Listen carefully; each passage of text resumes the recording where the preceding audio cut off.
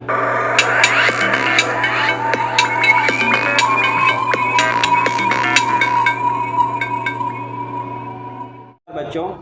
आज हम लोग पढ़ेंगे गौरी कहानी। इसे लिखा है सुभद्रा कुमारी चौहान ने। अब हम कहानी शुरू करते हैं। शाम को गोधूली की बेला कुली के सिर पर सामान रखवाए जब बाबू राधा कृष्ण अपने घर आए, तब उनके भारी भारी पैरों की चाल और चेहरे के भाव से ही कुंती ने जान लिया कि काम वहाँ भी नहीं बना। कुली के सिर पर से बिस्तर उतरवा कर बाबू राधा कृष्ण ने उसे कुछ पैसे दिए। कुली सलाम करके चला गया और वे पास खड़ी एक आराम कुर्सी पर, जिसके स्प्रिंग खुलकर कुछ ढीले होने के कारण इधर उधर फैल गए थे, गिर से पड़े। उनके इस प्रकार बैठने से स्प्रिंग आपस में टकराए, जिससे एक प्रकार की झनझन की आवाज़ हुई। पास ही बैठे कुत्ते ने कान उठाकर इधर उधर देखा, फिर भौं भौं करके भौंक उठा। इसी समय उनकी पत्नी कुंती ने कमरे में प्रवेश किया। काम की सफलता या असफलता के बारे में कुछ भी ना पूछकर कुंती ने नम्र स्वर में कहा, चलो हाथ मुंह धो लो, चाय तैयार है। चाय? राधा कृष्ण जी चौक से पड़े। चाय के लिए तो मैंने नहीं कहा था। नहीं कहा था तो क्या हुआ, पी लो चलकर, कुंती ने आग्रहपूर्वक कहा। अच्छा चलो, कहते हुए राधा कृष्ण जी पत्नी के पीछे पीछे चले गए। गौरी अपराधिन की भांति माता पिता दोनों की दृष्टि से बचती हुई पिता के लिए चाय तैयार कर रही थी। उसे ऐसा लग रहा था कि पिता की सारी कठिनाइयों की जड़ वही है। न वह होती, न पिता को विवाह की चिंता में इस प्रकार स्थान स्थान घूमना पड़ता। वह मुंह खोलकर किस प्रकार कह दे कि उसके विवाह के लिए इतनी अधिक परेशानी उठाने की आवश्यकता नहीं है।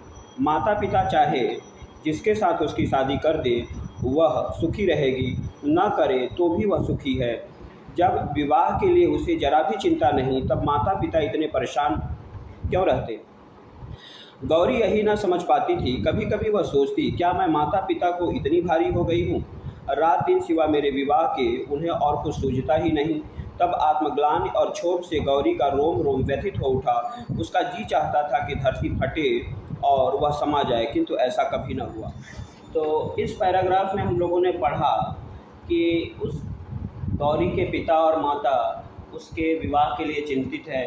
गौरी के मन में ये बात बार बार आ रही है कि आखिर जब वो चिंतित नहीं है तो वे लोग क्यों चिंतित है। वो जिसके साथ विवाह कर देंगे उसके साथ वो आराम से रह लेगी, लेकिन पिता तो पिता होता है, उसे अपने बेटी की चिंता हमेशा रहती है। एनीवे, आगे बढ़ते हैं। गौरी, वह गौरी जो पूनों के चांद की तरह बढ़ना भर जानती थी, घटने का जिसके पास कोई साधन नहीं था, राधा कृष्ण जी के लिए चिंता की सामग्री बन गई थी। वे उसका विवाह योग्य वर के साथ करना चाहते थे। यही सबसे बड़ी कठिनाई थी। हर पिता चाहता है कि उसकी बेटी का विवाह जो है वो एक अच्छे वर के साथ हो, और हमारी जो संस्कृति है वहाँ कुछ स्त्रियों को या कहें कि लड़कियां होने पर लोग दुखी हो जाते हैं। तो यहाँ भी राइटर यही बात कहना चाह रहा है कि जो गौरी है वो पूनों की चांद की तरह बढ़ती जा रही है, पिता के लिए बोझ बनती जा रही है, लेकिन ऐसा होना नहीं चाहिए। तो इसके लिए भी उसके माता पिता चिंतित थे। वे उसका विवाह योग्य वर के साथ करना चाहते थे। यही सबसे बड़ी कठिनाई थी। योग्य पात्र का मूल्य चुकाने लायक उनके पास यथेष्ट संपत्ति न थी। यही कारण था कि गौरी का यह 19वां साल चल रहा था, फिर भी वे उसके हाथ पीले न कर सके थे। हाथ पीले करना माने विवाह करना। हाथ पीले न कर सके थे। गौरी ही उनकी अकेली संतान थी। गौरी उनकी अकेली संतान थी और 19वां साल चल रहा था। हिंदुस्तान में बेटी का 19वें साल के उम्र तक विवाह न होना एक बड़ी घटना मानी जाती है। और ये कहानी मुझे ऐसा लगता है कि तकरीबन 50 साल पहले लिखी गई होगी, तब ये बात और ज़्यादा थी। और गौरी उनकी अकेली संतान थी। छुटपन से ही गौरी का बड़ा लाड़ प्यार हुआ था। प्रायः उसकी उचित अनुचित सभी हट पूरी हुआ करते थे। इसी कारण गौरी का स्वभाव निर्भीक, दृढ़ निश्चयी और हठीला था। वह एक बार जिस बात को सोच समझ कर कह दे, फिर उस बात से उसे कोई टाल न सकता था। गौरी जरा हठीले स्वभाव की थी। एक बार जो डिसाइड कर लेती थी, एक बार कमिटमेंट ले लेने के बाद फिर वो अपना भी नहीं सुनती थी। वह एक बार जिस बात को सोच समझकर कह दे, फिर उस बात से उसे कोई हटा ना सकता था। पिता की परेशानियों को देखते हुए अनेक बार उसके जी में आया कि वह पिता से साफ साफ पूछे कि आखिर वे उसके विवाह के लिए इतनी चिंतित क्यों। वह स्वयं तो विवाह को इतना आवश्यक नहीं समझती, और अगर पिता विवाह को इतना अधिक महत्व देते हैं तो फिर पात्र और कुपात्र क्या। माने गौरी के अंदर भी एक द्वंद्व चल रहा था और उसे लग रहा था कि विवाह क्यों इतना जरूरी है। वो स्वयं तो इस बात को इतना ज़रूरी नहीं मानती, और विवाह अगर इतना ज़रूरी ही है तो फिर उसमें पात्र और कुपात्र देखने की क्या, वो विवाह कर दें, किसी से भी कर दें, ऐसा वो सोचा करती थी। तो फिर पात्र और कुपात्र क्या, विवाह करना है कर दे किसी के साथ, वह हर हाल में सुखी और संतुष्ट रहेगी। उसकी यह परेशानी, इतनी चिंता अब उससे सही नहीं जाती, किंतु संकोच और लज्जा जबान पर ताला डाल देते। हजार बार निश्चय करके भी वह पिता से यह बात न कर सकती थी। निश्चित रूप से गौरी बहुत हठीली थी। एक बार जिस बात को डिसाइड कर लेती थी, सोच लेती थी, उससे पीछे नहीं हटती थी। फिर भी थी तो भारतीय संस्कृति की ही, इसलिए वह लज्जा जो है उसके अंदर भी था, और इसी सब लाज शर्म की वजह से वह पिता से इन सब विषयों पर चर्चा नहीं करती थी। पिता को आते देख गौरी चुपके से दूसरे कमरे में चली गई। राधा कृष्ण जी ने जैसे बेमन के साथ मुंह धोया और पास ही रखी हुई एक कुर्सी पर बैठ गए। वहीं एक मेज पर कुंती ने चाय और कुछ नमकीन पूरियां पति के सामने रख दी। पूरियों की तरफ राधा कृष्ण जी ने देखा भी नहीं, चाय का प्याला उठाकर पीने लगे। और उनकी पत्नी कुंती उनके लिए, राधा कृष्ण जी के लिए चाय लाकर रख देती है, कुछ नमकीन पूरियां भी रख देती है। राधा कृष्ण जी उन पूरियों को नहीं खाते हैं, चाय की प्याली उठा लेते। ऐसी कन्या को जन्म देकर जिसके लिए वर ही न मिलता हो, कुंती स्वयं ही जैसे अपराधिनी हो रही थी। कुंती ने डरते डरते पूछा, जहाँ गए थे क्या वहाँ भी कुछ ठीक नहीं हुआ? कुंती उनसे पूछ रही है कि वो जहाँ गए थे वहाँ क्या हुआ। नहीं, यह बात नहीं, कुंती ने उत्सुकता से पूछा। फिर क्या बात है? लड़के को देखा? कुंती पूछ रही है कि क्या आपने लड़के को देखा? हाँ देखा, अच्छी तरह देखा, कह राधा कृष्ण जी फिर चाय पीने लगे। कुंती की समझ में यह पहेली न आई। उसने कहा, जरा समझा कर कहो, तुम्हारी बात तो समझ में ही नहीं आती। राधा कृष्ण, समझा कर कहता हूँ, सुनो, वह लड़का नहीं आदमी है। तुम्हारी गौरी के साथ मामूली चपरासी की तरह दिखेगा। बोलो, करोगी ब्याह? कुंती, विवाह की बात तो पीछे होगी, क्या रूप रंग बहुत खराब है? फोटो में तो वैसा नहीं जान पड़ता। अब कुंती अपने पति राधा कृष्ण से पूछती है कि क्या वह बहुत खराब है? फोटो में तो ऐसा नहीं दिखता। राधा कृष्ण, रूप रंग नहीं, रहन सहन बहुत खराब है।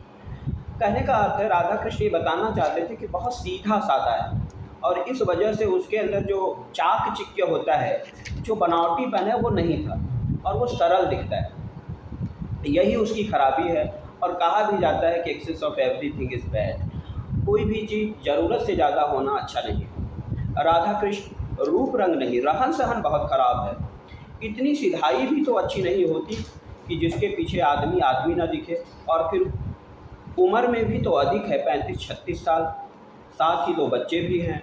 उन्हीं बच्चों को संभालने के लिए तो वे विवाह करना चाहते, नहीं तो शायद न करते। उनकी दूसरी शादी है, उनकी उमंगें, उनका उत्साह सब ठंडा पड़ गया है। वे अपने बच्चों के लिए एक ठाय चाहते हैं, पर मेरी लड़की की तो दूसरी शादी नहीं है, और वे तो साफ साफ कहते हैं कि मैं बच्चों के लिए विवाह करना चाहता हूँ।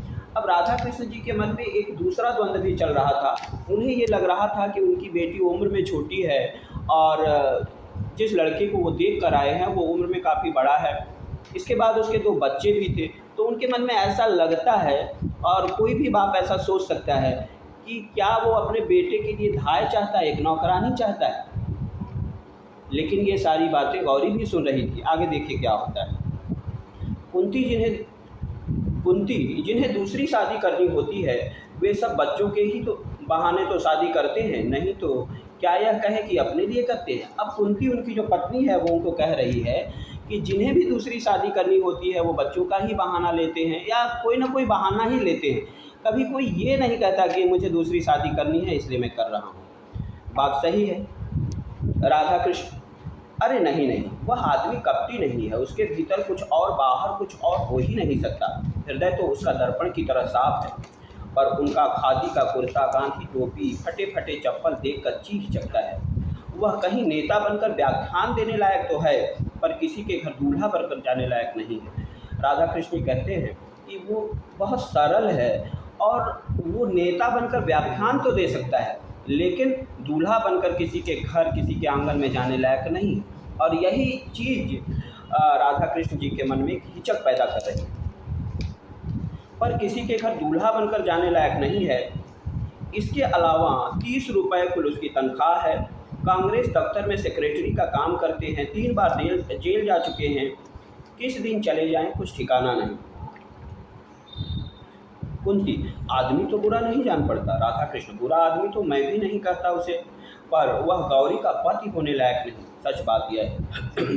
कुंती, फिर तुमने क्या कह दिया? राधा कृष्ण, क्या कह देता? तुम्हें बुला आया हूँ, अगले इतवार को वे आवेंगे, जिससे तुम भी उन्हें देख लो। वे आने के लिए भी तो बड़ी मुश्किल से तैयार हुए। कहने लगे, नहीं साहब, मैं लड़की देखने न आऊँगा। इस तरह लड़की देखकर मुझे किसी लड़की का अपमान नहीं किया जाता। फिर जब मैंने उन्हें समझा कर कहा कि आप लड़की को देखेंगे, लड़की और उसकी माँ आपको देखेगी, तब कहीं बड़ी मुश्किल से राजी हुए।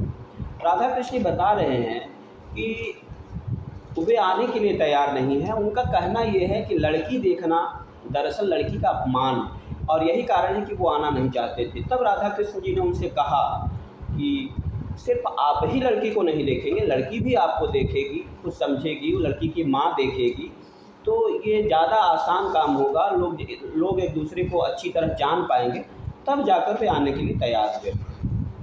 गौरी दरवाजे की आड़ में खड़ी सब बातें सुन रही थी। जिस व्यक्ति के प्रति उसके पिता इतने असंतुष्ट और उदासीन थे, उसके प्रति गौरी के हृदय में अनजाने ही कुछ श्रद्धा के भाव जागृत हो गए।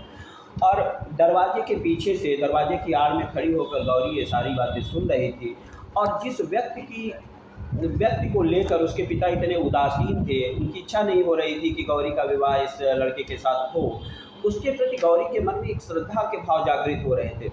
अब गौरी के मन में ये जो श्रद्धा के भाव जागृत हो रहे हैं, इससे साफ ये पता चल रहा है कि गौरी के अंदर एक राष्ट्रीयता, देशभक्ति थी, क्योंकि उसकी देशभक्ति से ही गौरी प्रभावित हो रही थी। राधा कृष्ण जी पान का बीड़ा उठाकर अपनी बैठक में चले गए और उसी रात फिर उन्होंने अपने कुछ मित्रों और रिश्तेदारों को गौरी के लिए योग्य वर तलाशने को कई पत्र लिखे। अगला इतवार आया। आज ही सीताराम जी गौरी को देखने या अपने आप को दिखाने आएंगे। राधा कृष्ण जी ने यह पहले से ही कह रखा है कि किसी बाहर वाले को कुछ ना मालूम पड़े कि कोई गौरी को देखने आया है। अतएव यह बात कुछ गुप्त रखी गई। घर के भीतरी आंगन में ही उनके बैठने का प्रबंध किया गया है। 3-4 कुर्सियों के बीच में एक मेज है, जिस पर एक साफ धुला हुआ खादी का कपड़ा बिछा हुआ है, और एक गिलास में आंगन के ही गुलाब के कुछ फूलों को तोड़कर गुलदस्ते का स्वरूप दिया गया है। बहुत ही साधारण सा आयोजन है। सीताराम जी सरीखे व्यक्ति के लिए किसी विशेष आडंबर की आवश्यकता भी नहीं है। अब जो लड़का आने वाला है उसका नाम सीताराम है, ये आप कहानी में देख रहे हैं, और वो किसी तरह का आडंबर नहीं चाहती। सीताराम जी में एक स्वाभाविकता है कि कोई किसी तरह का बनावटीपन नहीं है। राधा कृष्ण जी ने इस बात को पहले भी कह दिया है, इस कहानी में रचनाकार ने बता दिया है, और वो चाहते हैं कि किसी को भी इस बात की खबर ना दी जाए। वे आए, लोग उन्हें देख ले, वो भी अगर कुछ देखना चाहते हैं तो देख ले, और इसके बाद जो होगी बात आगे बढ़ेगी। यथा समय सीताराम जी अपने दोनों बच्चों के साथ आए। बच्चे भी वही खादी के कुर्ते और हाफ पैंट पहने थे, न जूता, न मोजा, न किसी प्रकार का ठाट बाट, पर दोनों बड़े प्रसन्न थे, बड़े हंसमुख। आकर घर में वे इस प्रकार खेलने लगे जैसे इस घर से वे चिर परिचित। सीताराम जी के साथ उनके दोनों बच्चे आए हैं, और बच्चे तो बच्चे ही होते हैं। बच्चों में भी किसी तरह का बनावटीपन नहीं था। बच्चे बहुत सादे लिबास में थे, और वो आकर घर में इस तरह खेलने लगे जैसे वो इस घर से चिर परिचित हो, जैसे घर के सभी लोगों को वे जानते हों, जैसे वे इसी घर के हों। कुंती एक तरफ बैठी थी। बच्चों के कोलाहल से परिपूर्ण घर उसे क्षण भर के लिए नंदन कानन सा जान पड़ा। उसने मन ही मन सोचा कि कितने अच्छे बच्चे हैं। यदि बिना किसी प्रकार का संबंध हुए भी सीताराम जी इन बच्चों को संभालने का भार उसे सौंप दे तो वह खुशी खुशी ले ले। वह बच्चों के खेल में इतनी तन्मय हो गई कि क्षण भर के लिए भूल बैठी कि सीताराम जी भी बैठे। और गौरी को वे बच्चे बहुत अच्छे लग रहे हैं। गौरी मन में ये सोच रही है कि बिना किसी संबंध के भी अगर वो उसके देख रेख की जिम्मेदारी उसे दे दी जाए तो भी वो उनके देख रेख के लिए बहुत आराम से तैयार हो जाएगी, उसको अच्छा लगेगा।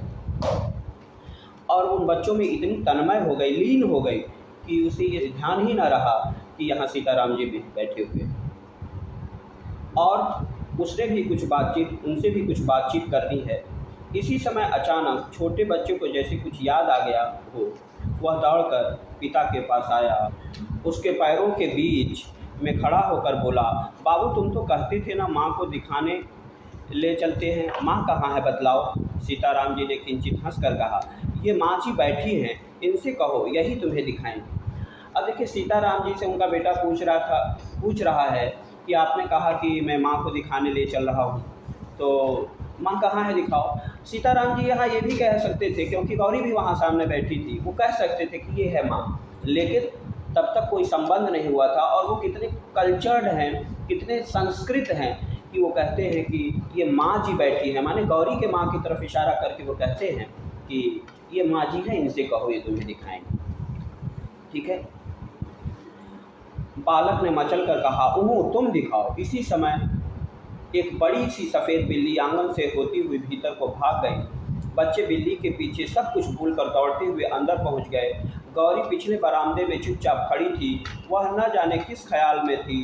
तब तक छोटे बच्चे ने उसका आंचल पकड़कर खींचते हुए पूछा, क्या तुम हमारी माँ हो? अब बच्चा गौरी के पास जाता है और उसका आंचल खींचते हुए कहता है कि क्या तुम हमारी माँ हो। अब यह एक चीज़ और ध्यान देने लायक है, माने इस कहानी में पूरा भारतीय कल्चर दिखाई दे रहा है।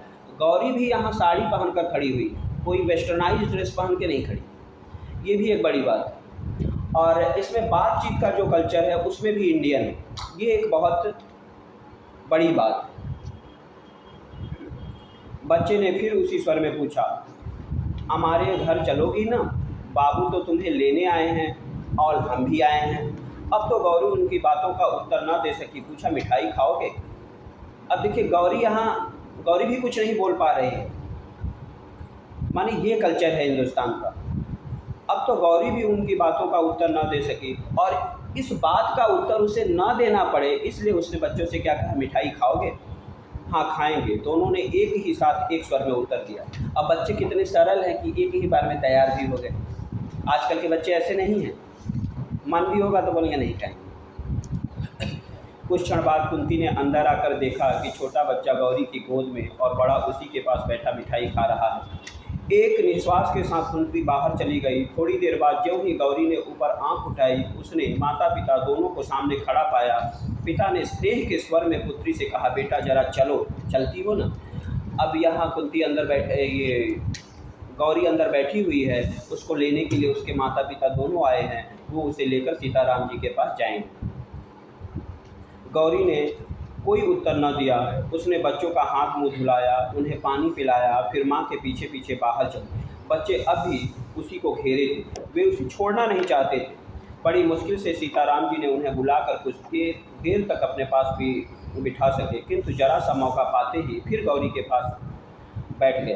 पिता के विरुद्ध उन्हें कुछ नालिशें भी दायर करनी थी। नालिशें दायर करने का अर्थ है कि पिता की कुछ शिकायत उसे होने वाली माँ से करना था, जो पिता के पास बैठकर न कर सकते थे। अब ये देखिए बच्चे का बाल सुलभ चरित्र है, स्वभाव है कि पिता की शिकायत करनी है तो वो अपनी होने वाली माँ यानी गौरी के पास जाकर कर रहे हैं, और दूर हटकर कर रहे हैं। पिता के पास वो ये बात नहीं कर सकते थे।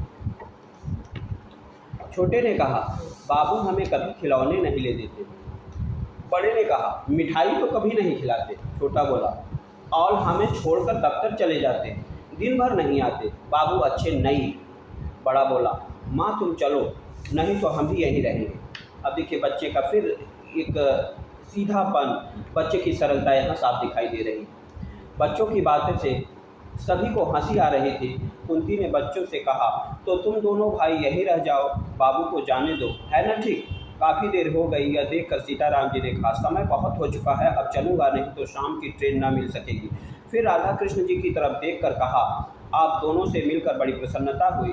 लड़की तो आपकी साक्षात लक्ष्मी है, और यह मैं जानता था कि आपकी लड़की ऐसी ही होगी, इसलिए देखने को नहीं आना चाहता था। फिर कुछ ठहर कर बोले, और सच बात तो यह है कि मुझे पत्नी की उतनी ज़रूरत नहीं जितनी उन बच्चों को ज़रूरत है एक माँ की। मेरा क्या ठिकाना, आज बाहर हूँ तो कल जेल में, मेरे बाद इनकी देख रेख करने वाला कोई नहीं रहता। यही सोच समझकर विवाह को तैयार हो सका हूँ, अन्यथा इस उम्र में विवाह कर कर वे हंस पड़े।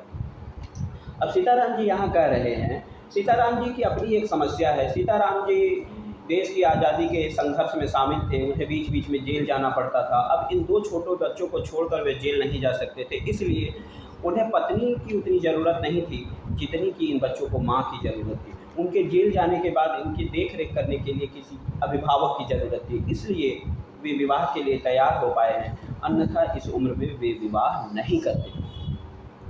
राधा कृष्ण जी ने मन ही मन सोचा, तो मेरी लड़की इनके बच्चों की धाय बनकर जाएगी। देखिए, राधा कृष्ण जी के मन में जो द्वंद्व शुरू में था वो इस समय भी चल रहा है। सीताराम जी की बात सुनकर उनके मन में फिर यही विचार आता है, तो क्या मेरी बेटी इनके बच्चों की धाय बनकर जाएगी।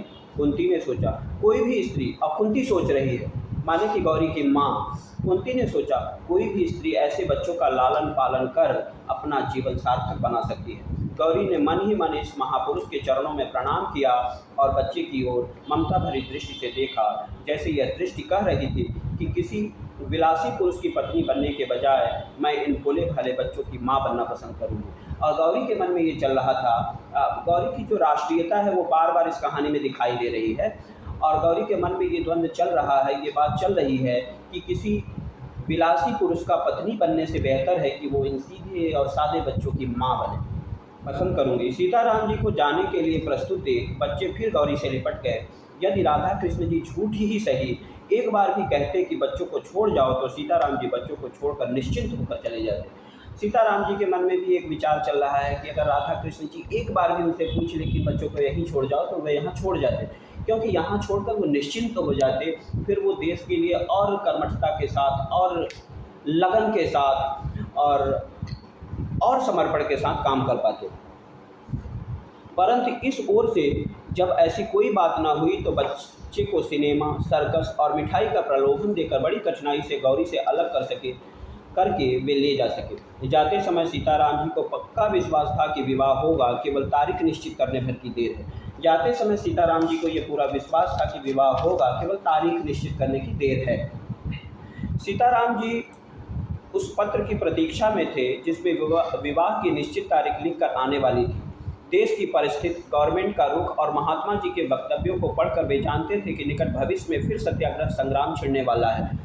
अब थोड़ा सा देश की स्थिति इस कहानी में दिखाई जा रही है कि देश की जो स्थिति है उसको देखकर सीताराम जी को ये महसूस हो रहा था, ये समझ में आ रहा था कि निकट भविष्य में उनको फिर जेल जाना पड़ सकता है। उसके पहले अगर विवाह हो जाता तो वो बच्चों को छोड़कर निश्चिंत होकर जेल जा सकते थे। न जाने किस दिन उन्हें फिर जेल का मेहमान बनना पड़े। पिछली बार जब गए थे तब उनकी बूढ़ी बुआ थी, पिछली बार जब वो गए थे तो उनकी बुआ थी, पर अब तो वे भी नहीं रही, माने वो गुजर चुकी हैं, मर चुकी हैं। यह कहारिन क्या बच्चे की देखभाल कर सकेगी। एक कहारिन थी, कहारिन माने कहार उत्तर भारत में उनको कहते हैं जो पानी भरने का काम किया करते हैं। तो उस कहारिन के भी अपने बच्चे थे, इसलिए सीताराम जी को ये विश्वास नहीं हो रहा था कि उनके बच्चों की देखभाल वो कर पाएंगे।